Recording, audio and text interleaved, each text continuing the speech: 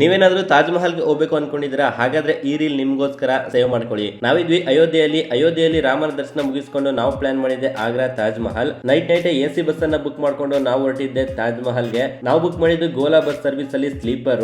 Night travel ಮಾಡೋದಕ್ಕೆ sleeper bus ಆದ್ರೆ ತುಂಬಾ ಚೆನ್ನಾಗಿರುತ್ತೆ. ಒಬ್ಬರಿಗೆ 800 ರೂಪಾಯಿನ ಚಾರ್ಜ್ ಮಾಡಿದ್ರು. ಹತ್ತತ್ರ 8 ಅವರ್ಸ್ ಜರ್ನಿ. ನೈಟ್ 10 ಗಂಟೆಗೆ ಬಸ್ ಹತ್ತಿದ್ದು ಬೆಳಗ್ಗೆ 6:50ಕ್ಕೆ ತಂದು ಆಗ್ರಾ ಬೈಪಾಸ್ ರೋಡ್ ಅಲ್ಲಿ ತಂದ್ಬಿಟ್ರು. ಇಲ್ಲಿಂದ ತಾಜ್ ಮಹಲ್ ಹತ್ತತ್ರ 19 ಕಿಲೋಮೀಟರ್ ಆಗುತ್ತೆ. ಆಟೋದವರು ಒಬ್ಬರಿಗೆ 50 ರೂಪಾಯಿನ ಚಾರ್ಜ್ ಮಾಡಿದ್ರು. ಇಲ್ಲಿ ಆಟೋ ಚಾರ್ಜ್ ಕಮ್ಮಿ ಇರುತ್ತೆ, ಅದೇ ಖುಷಿ ವಿಷಯ.